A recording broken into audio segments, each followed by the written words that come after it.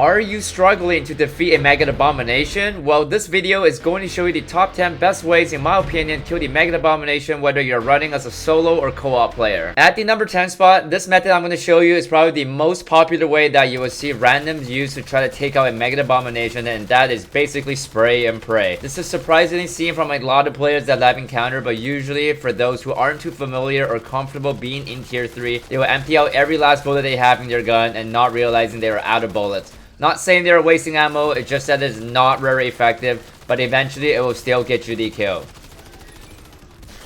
At the number 9 spot, this method will probably take the longest time. What you have to do here is basically try to lure a Mega Abomination out of tier 3 and slowly bring it to tier 1. This method, I would say, is kind of tedious because you're going to have a lot of zombies around you on your journey to tier 1. The only reason why you should even consider doing this method is if you're playing with a friend and he's just too scary cat to go into tier 3, but yet he wants to kill a Meg, or if he needs to complete the mission that requires to kill one.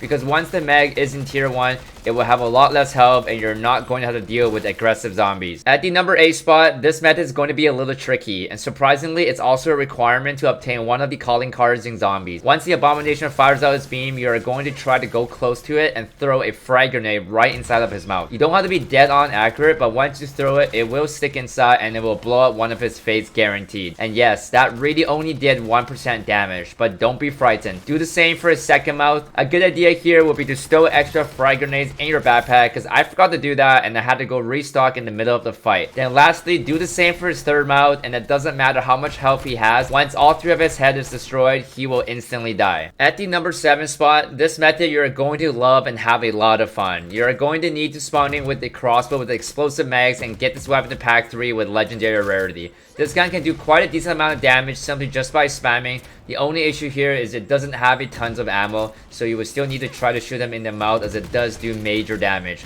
However, if you are fighting the Abomination with a nearby ammo crate, then it'll be fine to keep spamming. If you are in the squad, however, and every player had this weapon set up, it will absolutely destroy the Abomination. At the number 6 spot, this method is kind of an easy strat, and it was done by other players at the launch of the game. As long as you're up on a high ledge, for some reason the Abomination just behaves well and stands still. This will give you the opportunity to constantly shoot him in his mouth. The only annoying thing about this is zombies are still constantly spawning and can still attack you. A better spot would actually be over at the end looking ledge. There are actually 2 of these located in the red tier and usually always have an Abomination nearby. This isn't considered a glitch because zombie can still get you and the Abomination can still hit you with his beam. At the number 5 spot, I actually got this method from my viewers, and it's basically to use the combat knife up against a Mega Abomination. Make sure you have your decoys equipped to distract the zombies while you go up and combo slash the mag. I'm not sure if this weapon is just kind of inconsistent or I have to stab at a specific spot, but my first 10 stabs, as you guys can see, it did a decent amount of damage, but my final slash here was absolutely mind-blowing as I dealt like 40% of his health. Overall, I think it's crazy to think that a melee weapon has this much potential in taking out elites. I do think that having the combat knife as a secondary is more recommendable for situations like these. Here is just a bonus clip that I want to show you. This happened during my recording where 3 players died and plead for help at the same time in tier 3 right at the pack-a-punch machine. At the number 4 spot, this method is pretty straightforward and works extremely well. You need to have a Juggernaut kill streak. You can get one of these by either buying them from tier 3 buy stations or get lucky from loot or rewards. It does take a good 10 seconds for the care package to drop, so do plan ahead. Once you're suited up, focus all your damage power at the Abomination because it isn't guaranteed you will get the kill in time because there is a time limit while using this. The only downfall to this method is usually when you do kill the Abomination, your suit is basically about to run out, but right when you're getting out of it, a lot of the time you're going to be surrounded by zombies and that will get you killed, so you have to be extremely careful when you're about to finish this. At the number 3 spot, now this method not everyone's going to be able to do because you're going to need the VR11, which is the new wonder weapon introduced in season 1. You can get this weapon either by farming the regular sigil or elder sigil. You can get them from rewards, and there's also keys in the dark ether world that grants you wonder weapon cases. You can also get these from beating the red worm boss, which is actually how I got mine. I'm not sure if you can actually get this weapon just by farming tier 3 contracts. You guys can maybe let me know if you guys have. I would love to know. But get this weapon to pack 3 and it will break the Abomination. Simply shoot one one bullet in his mouth and he will flinch. The VR11 also has an amazing mobility, and I think it's actually the fastest weapon to sprint with. You can also just shoot him normally and it will still deal a remarkable amount of damage. Only downfall is we need double tap because this gun shoots just way too slow. At the number 2 spot, I don't think a lot of people know about this method just yet, but for the pro players out there, most are going to be running around with this Scorcher, and if you happen to have one, you can simply force the Abomination to open his mouth by semi-launch yourself in the air. Just a tiny launch is fine. The way I did it in this video was already too much. Have a strong weapon with you. I use the TYRs because they, in my opinion, are the deadliest weapon against elites, and once you break his first head, just launch again with the Scorcher and he will instantly shoot out his beam.